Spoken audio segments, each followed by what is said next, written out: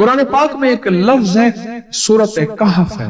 कहफ, क्यों जी? कहफ, कहफ है।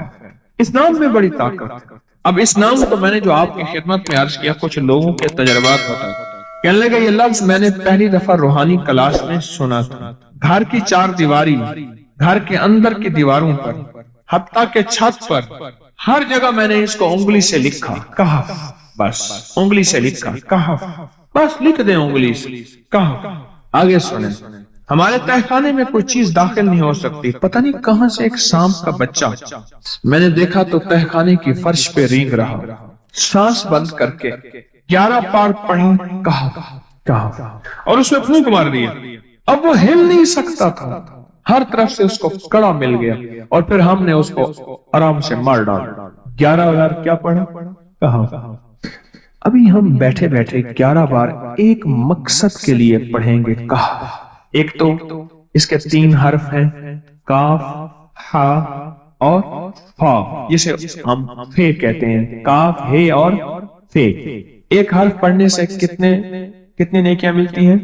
10 नेकियां मिलती हैं, और 30 नेकियां तो नकद हमें मिल जाएंगी। 30 नेकियां।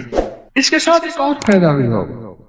हम एक नियत से करते हैं कि या अल्लाह, नफ्स और शैतान के जो हमले हैं और जो जादू है और जो उसका काला वार है और जो मेरे ऊपर काली चीजों का वार है, नफ्स और शैतान की काली चीजों का वार मेरे दिल पे, मेरी नेकियों पे, मेरी इबादत पे, मेरी आंखों पे, जिसकी वजह से मेरी आंखें खयानत करती हैं, मेरी शर्मगाह पे, अल्लाह मेरी तन्हाइयों पे, अल्लाह मेरे जज्बों पे, या अल्लाह मेरे कानों पे, जिसकी वजह से कान खयानत करते हैं, अल्लाह इन सारी चीजों की हिफाजत का, किफायत का, किफालत का, तेरी मदद का, तेरी नुसरत का, तेरी हिफाजत का, या अल्लाह मैं नियत करके 11 बार सांस रोक के कहफ। फिर पढ़े, क्या ख्याल है?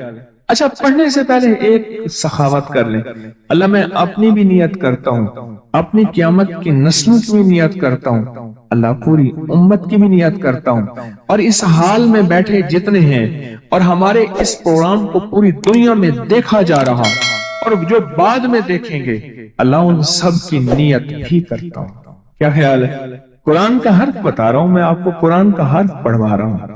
हाँ जी, कहफ कहाँ है जी? कुरान में कैसे शुरू होता है? कहफ वल, हाँ, ये भी है। एक और भी है, फज़रबना अला आज़ानिहिम फिल कहफ। और ये आयत तो नींद की चाबी है जो मैंने पढ़ी है।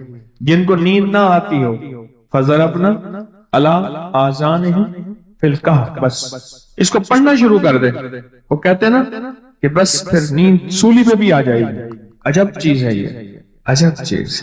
अच्छा, अब ये कुरान है जो मैं आपको पढ़वा रहा हूं, लेकिन यकीन जानिए आप इसकी हिफाजत के नजारे देखेंगे।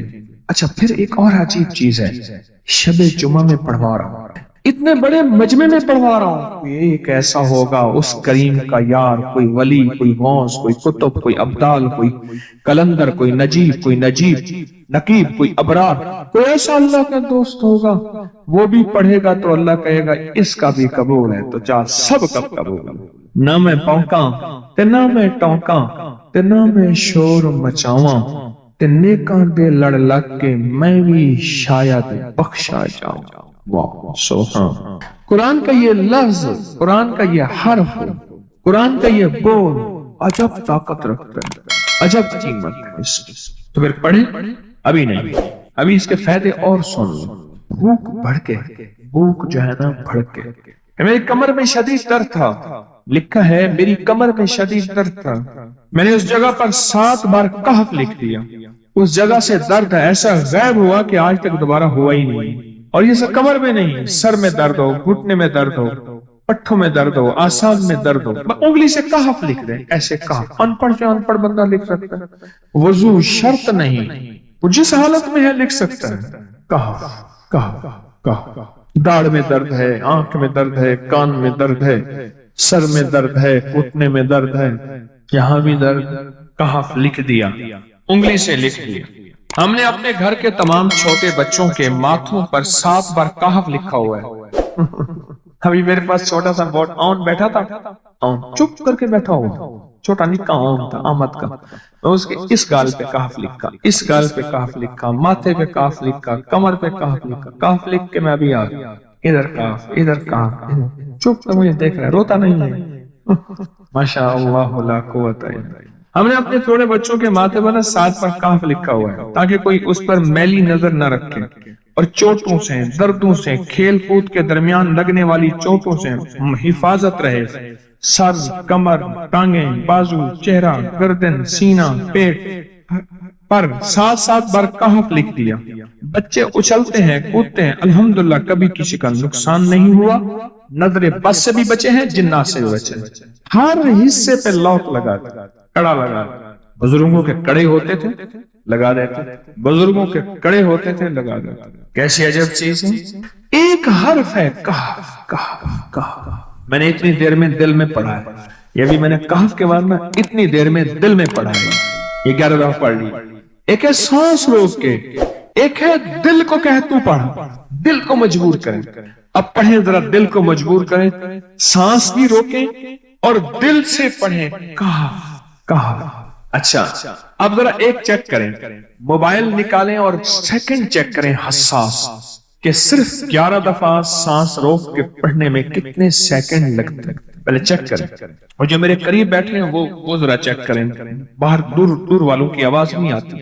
اچھا جب میں کہوں گا نا اس وقت سیکنڈ چیک کریں گے، جب میں عرض کروں گا اور کیا کہوں گا، صرف کہف کہوں گا، کہف سے مراد ہے کہ آپ نے پھر سانس روک کے پڑھنا شروع کر دینا ہے اور سیکنڈ چیک کرنا ہے، ٹھیک ہے نا؟ کہف جی، 1 12 کہتا ہے، 1 13 کہتا ہے، 8 سیکنڈ، 13 سیکنڈ۔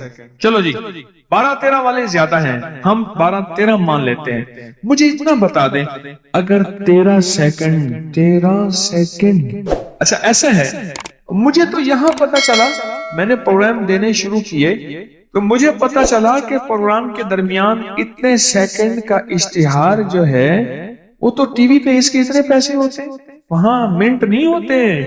کیوں جی، کیا خیال ہے؟ کوئی منٹوں کا اشتہار، کوئی سیکنڈوں کا اسے اشتہار ہوتا ہے، اور 1 سیکنڈ میں آنکھوں کے سامنے چیز گزرتی ہے اور بک جاتی ہے، کام ہو جاتا ہے۔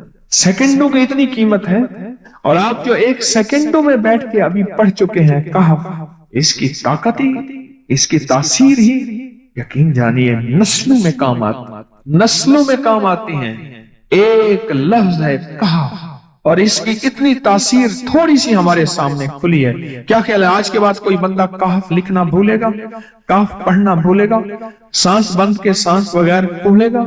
اسے پتہ ہے کہ کہف میں کیا حفاظت، جنات سے حفاظت، جادو سے حفاظت، ظلم سے حفاظت، ظالم سے حفاظت، دشمن سے حفاظت، کالی چیزوں سے، کالے مندر، کالے بندر اور کالی دیوتیاں، ان سے حفاظت ہے، اور ایک حاسد اور دشمن سے حفاظت ہے۔ بچوں کو چوٹیں نہ لگیں، دکھ نہ ہو، تکلیفیں نہ ہو، اس سے حفاظت ہے۔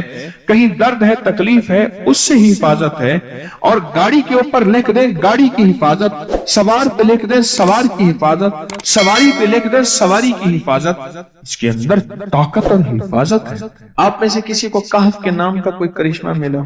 کہف جی، کہنے لگے ہم نے کبھی تالا ہی نہیں لگایا، گاڑی کھڑی رہتی ہے بس کہف کے تالے لگاتے ہیں۔ ہاں بھائی، کہنے لگے جس چیز پہ ہاتھ رکھ کے 7 دفعہ کہف پڑھا جائے وہ کبھی چوری نہیں ہو۔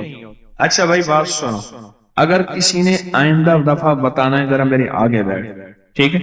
میرے آگے بیٹھیے گا، آئندہ دفعہ اس کے فائدے، کرشمے، کمالات میں کچھ مزید بھی بتاؤں گا، آپ سے بھی سنوں گا۔ جی میں نے سورۃ توبہ کی آخری 2 آیات لقد جاءکم رسول کے آخر تک، آخری 2 آیتیں کو بہت فائدے کچھ بتائے تھے۔ ایک کمال اس کا وہ بتاتا ہوں جس کے اندر حفاظت ہے اور روٹی ہے، رزق ہے۔ اس کا ایک واقعہ کرتا ہوں آپ سے، اور وہ سنیے گا غور سے۔ یہ میں محدثین کی روایات کے ساتھ فقہا کی ایک واقعہ بیان کر رہا ہوں، اسی کے ساتھ یہ واقعہ ہے، اسی کا اس کی فضیلت ہے اور اسی کے اندر اس کا فائدہ ہے۔ واقعہ یہ تھا کہ صاحب کہتے ہیں کہ میں بہت مالدار تھا اور میرا بہت بڑا کاروبار تھا، بہت بڑا بزنس تھا۔ میرے پاس ایک باندی آئی، مجھے اس سے بہت محبت ہو گئی، حتیٰ کہ اس کی محبت میں اپنے کاروبار کو بھول گیا، سب کچھ بھول گیا، اس کی محبت سب کچھ اتنا بھولا کہ میرا کاروبار آخر آہستہ آہستہ نیچے جانا شروع ہو گیا۔ نیچے جانا شروع اور نیچے جاتے جاتے جاتے میری ہر چیز میری ختم ہو گئی، حتیٰ کہ میں گھر کو بیچنے لگ گیا، گھر کی چیزیں اٹھا اٹھا کے بیچنا شروع کر دی، پھر حتیٰ کہ وہ بھی ختم ہو گئی اور میں نے گھر کے ملبے کو بیچنا شروع کر دیا، اینٹیں ہیں، فلاں چیزیں ہیں، فلاں چیزیں ہیں، توڑ توڑ کے اتنا میں نے گھر باقی رکھا کہ سر چھپانے کی جگہ رہے۔ زچگی کا وقت تھا، زچگی کا وقت تھا، میری بیوی نے مجھے کہا کہیں سے گوشت لے آ، کہیں سے شہد لے آ، کہیں سے آٹا لے آ، میری ضرورت ہے۔ اور میں بیوی کو حسرت کی نظر سے دیکھ رہا تھا، میرے پاس کچھ نہیں تھا، میں اسی کی محبت میں، اسی باندی کی محبت میں، اسی کے عشق میں تو سب کچھ ختم کر بیٹھا، میں تو کونج مانگوں کر لاؤں، اسی میں تو سب کچھ ختم کر بیٹھا۔ پھرتے ہیں میر خار کچھ پوچھتا نہیں، پھرتے ہیں میر خار کوئی پوچھتا نہیں، اس عاشقی میں عزت سادات بھی گئی، سب کچھ ختم۔ پتہ نہیں میری دل میں کیا ہے، میں گھر سے نکلا اور نکلا گھر سے، اور میرے اندر ایک کیفیت آئی کہ اب اس گھر میں اس وقت تک منہ نہیں کروں گا جب تک کہ میں اپنی بیوی کے لیے کچھ کر نہیں سکوں۔ بس میرے اندر یہ کیفیت آئی اور میں گھر سے نکلا، اور نکلتے میری کوئی منزل نہیں تھی، ایک شہر میں گیا، اس سے اگلے شہر میں گیا، اس سے اگلے شہر میں گیا، اس سے اگلے شہر میں، مہینوں کا سفر کر کے ایک جگہ گیا، ایک جگہ جا کے میں نے مزدوری کرنا شروع کر دی۔ کہا کہ میں ایک مالک کے گھر گیا، اس کا گارا اٹھانا تھا، اینٹیں بنانی تھی، گارے سے اینٹیں بنانی تھی، اس کے گھر کا کام کرنا تھا۔ وہ تھا کوئی درویش، ایسے دیکھ کے مجھے کہنے لگا بیوی کو گوشت، شہد، آٹا تو دے آتا، ایسے چھوڑ کے آ گیا۔ اچھا تیرا اللہ پاک تیری حفاظت کرے گا، تو ایسا کر، تو لقد جاءکم پڑھتا رہنا، تیری کام بن جائے۔ کہا کہ اس کی بات سے مجھے لگا تو جھٹکا کہ یہ بیوی والا واقعہ، یہ آٹے والا واقعہ، یہ گوشت والا واقعہ تو مجھے پتا ہے، اور میں اپنی بیوی کی ضروریات میں مارا ہوا ہوں، تھکا ہوا ہوں، اس کو کیسے خبر ہے؟ اس کو تو پتا نہیں۔ اس کی اس بات نے مجھے چونکا دیا، ہلا دیا۔ میں مزدوری کی چلا آیا، پھر میں کبھی کبھی یہ پڑھتا رہتا تھا، اس کی بات یاد آتی تو پڑھتا رہتا تھا۔ سالہ سال گزرتے گئے، گزرتے گئے، گزرتے، جب سالہ سال گزر گئے، ایک روایت میں یہ واقعہ صرف بغیر لقد جاءکم کے ہے، اور ایک روایت حدیث کی نہیں، واقعے کی روایت، ایک روایت میں سورۃ توبہ کے ساتھ ہے۔ حالات گزرتے گئے، دن رات گزرتے گزرتے گزرتے سال گزر گئے، 20 سال گزر گئے، اور میں مالدار ہو گیا، بہت مالدار ہو گیا۔ میرے جی میں آیا کہ اپنے باقی زندگی کا وقت اپنے وطن میں جا کے گزاروں، بوڑھا ہو گیا تھا۔ میں آیا تو راستے میں مجھے قزاق ملے، ڈاکو ملے، اور انہوں نے میرا سب کچھ چھین لیا، اور میرے تن کے کپڑے تھے، میرا ہر سب کچھ ختم ہو گیا۔ اب پھر وہی فقیر کا فقیر، خالق کا خالق۔ اور ایک جگہ میں کھڑے ہو کے میں نے ایک بندے سے فریاد کی، قافلہ جا رہا تھا، مجھے فلاں شہر پہنچا دو گے؟ میں اس شہر کا رہنے والا ہوں، وسط کا، واسطی، بعض لوگوں اپنے نام کے ساتھ نا واسطی لکھی، وسط کا رہنے والا ہوں، کیا مجھے وہاں پہنچا دو گے؟ کہنے لگا ہاں۔ اس شہر میں پہنچایا، میں ایسی اندازوں سے تلاش کرتے کرتے اپنے گھر پہ پہنچا۔ سنیں تدبیر اور تقدیر کا نظام، ذرا اب تقدیر کا نظام شروع ہو رہا ہے، اب ذرا سنبھل کے بیٹھیے۔ اور کہا کہ میں زمانے کا مارا ہوا، حالات کی گردشیں، غربت بھی دیکھی، تنگ دستی بھی دیکھی، مال دیکھا پہلے، پھر باندی سے محبت ہو گئی، پھر غربت پہ آ گیا، پھر تنگ دستی پہ آ گیا، پھر گھر بھی بیچ ڈالا، آخر گھر سے نکل گیا، منہ کر گیا کہیں، پھر میں نے مزدوریاں کی، پھر مالداری پہ آ گیا، پھر سارے مال کا نچوڑ آخر کار مجھ سے ڈاکوؤں نے، قزاقوں نے لوٹ لیا۔ پھر میں نے آخری عمر کی غربت اور تنگ دستی دیکھی۔ اب انہی زندگی کی کیفیتوں میں بیوی مر گئی ہوگی، وہ بچہ پتہ نہیں پیدا ہوا ہوگا یا نہیں ہوا ہوگا، نہ معلوم کیا حال ہوگا، کیا واقعات ہوں گے۔ میں انہی سوچوں میں اوپر نیچے تلاش کرتے کرتے اپنے گھر کی طرف گیا، دیکھا تو بہت بڑا محل ہے، اور باہر دکانیں ہیں، اور چہل پہل ہے۔